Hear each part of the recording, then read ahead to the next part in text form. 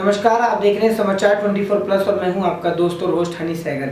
सावन का महीना चल रहा है। जैसा कि आप सभी जानते हैं कि हर साल विश्व में सावन बड़ी धूमधाम से मनाया जाता है और हरिद्वार में इस टाइम पैर रखने की जगह नहीं होती है। लेकिन इस बार कोरोना वायरस के कारण लॉकडाउन जो हुआ है उसमें किसी भी कांवड़िया कोई भी सावन के महीने में कांवड़ लेने नहीं गया है और लोग अपने घर बैठ के ही शिव की पूजा कर रहे हैं। सावन शिव का ही त्यौहार होता है। इसी बात पे बात करने वाले हैं हम जाने माने paranormal healer doctor Ganesh Dubey ji से कि क्या आखिर सावन के महीने में जो इस बार सरकार के द्वारा फैसला लिया गया कि कांवड़ियों को ना निकाला जाए, क्या ये बात आगे जाके कांवड़ियों के लिए कुछ फलेगी या इस बार कुछ गलत हुआ है? सर, सावन का महीना है। नमस्कार। देखिए, सावन का महीना बहुत शुभ होता है। भगवान शिव की आराधना का विषय है। शिव और जल तत्व से जोड़ा जाता है। गंगा के जल लाकर शिव पर चढ़ाया जाता है। और इस साल अगर सरकार ने निर्णय नहीं लिया है तो बिल्कुल सही लिया है, क्योंकि इस समय आवश्यकता यही है कि जान है तो जहान है। आप सुरक्षित हैं तो आप कांवड़ हर साल ला सकते हैं। और जहाँ तक कि शिव तत्व या शिव की भक्ति करने के लिए कांवड़ लाना या एक साथ ग्रुप में जाना आना जाना कोई ज़रूरी नहीं है। हमारे भगवान शिव तो भोले भंडारी हैं। वो चावल के 4 दाने, धतूर, बेल की पत्ती और एक लोटे जल से भी प्रसन्न हो जाते हैं हमारे भगवान शिव। तो आप शिव की आराधना करिए, घर में करिए, आप एकांत में बैठिए। इससे अच्छा आपके लिए शिव आराधना का समय नहीं होगा। आप अकेलेपन को नहीं, आप एकांत में शिव के साथ ध्यानास अवस्था में बैठिए, उनका ध्यान करिए, उनका मनन करिए, मंत्रों का जाप करिए, जल चढ़ाइए, रुद्राभिषेक करिए, रुद्राष्टक करिए, मृत्युंजय का पाठ करिए। आपको किसने रोका हुआ है? जरूरी थोड़ी कि आप सड़कों पर आकर अपनी भक्ति दिखाएं। मैं कांवड़ और कांवड़ियों का बहुत सम्मान करता हूँ, बहुत प्रेम है। मैं कई वर्षों तक कांवड़ लाता रहा हूँ, खुद भी लाया हूँ और आगे भी लाने का प्रयास करूंगा। लेकिन इस वर्ष अगर सरकार ने निर्णय लिया है और हम सभी कांवड़वासी, जितने कांवड़ लाने वाले लोग हैं, हम सब उनके सरकार के साथ हैं, कि सरकार के निर्णय का सम्मान कर रहे हैं। और हम अगले वर्ष लाएंगे, भगवान शिव की आराधना बहुत धूमधाम से करेंगे। लेकिन इस वर्ष अपने परिवार के लिए, अपने समाज के लिए, अपने देश के हित के लिए हम घर में सुरक्षित रहेंगे कि हमारे भगवान शिव ने समाज के कल्याण के लिए अगर विष अपने गले में उतार लिया तो क्या हम अपने भगवान शिव से ये सीख कर इतना छोटा सा सेक्रीफाइस नहीं कर सकते? बिल्कुल कर सकते। मैं आप लोगों को बता दूं कि भगवान शिव की इस बार सावन में इतनी ज्यादा कृपा हुई है सर कि सोमवार शिव जी के नाम से ही माना जाता है। सोमवार को लेडीज जो होती हैं, लड़कियां होती हैं, वो सोमवार का व्रत रखती हैं ताकि उनको अच्छा वर मिल सके, उनको अच्छा पति मिल सके।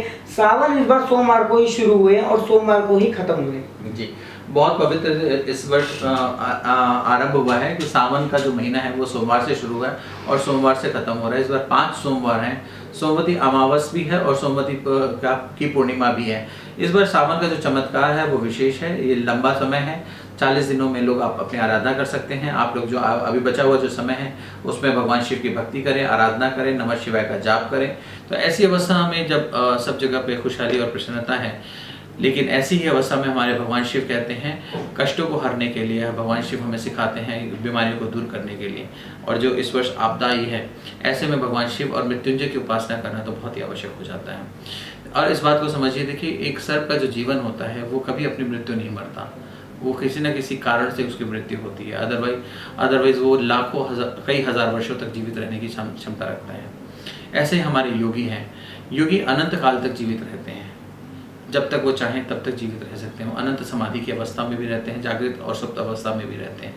तो हमारे योगियों की जो श्रद्धा है, हमारे जो योगियों की जो शक्ति और सामर्थ्य है, उसको आकलन करना हमारे बस की बात नहीं है। शिव पहले योगी भगवान शिव रहे हैं, तो हमें इनसे सीखना चाहिए कि जीवन में सरलता और किसी भी अवस्था परिस्थिति में जीवित रहने की शक्ति, कला चाहिए, हमें आनी चाहिए। हमारे अंदर धीरज और धर्म होना चाहिए, हमारे अंदर पेशेंस होना चाहिए, हमारे अंदर एक ठहराव होना चाहिए, जिससे कि हम अपने जीवन को सरलता से जी सकें। जैसा कि हम जानते हैं कि सावन के महीना है, हम बहुत सारे उपचार करते थे, हर साल हम कांवड़ लाते थे, इस साल हम कांवड़ नहीं ला रहे हैं।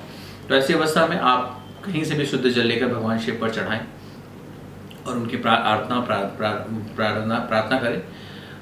इससे हमारा जीवन सरल और शुभ होगा। मृत्युंजय की साधना करें, रुद्राष्टक का पाठ करें, 1.25 लाख मृत्युंजय का पाठ करें और शिव पुराण पढ़ें, शिव चालीसा का पाठ करें और नमः शिवाय का जाप करें, विशेष तांत्रिक मंत्रों के साथ उपासना करें।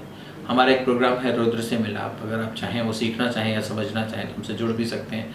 अग्नेत्रा फाउंडेशन की वेबसाइट पर आ सकते हैं, यूट्यूब चैनल पे देख सकते हैं।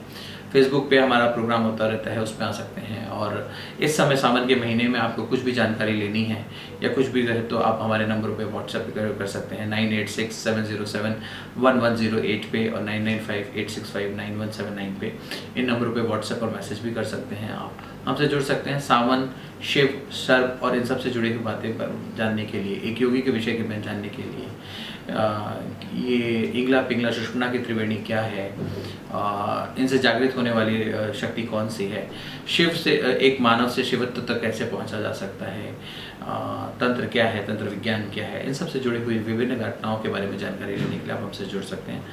तो मैं आप सबका पुनः धन्यवाद करते हुए डॉक्टर गणेश दुबे, नमस्कार, अग्निद्रा फाउंडेशन।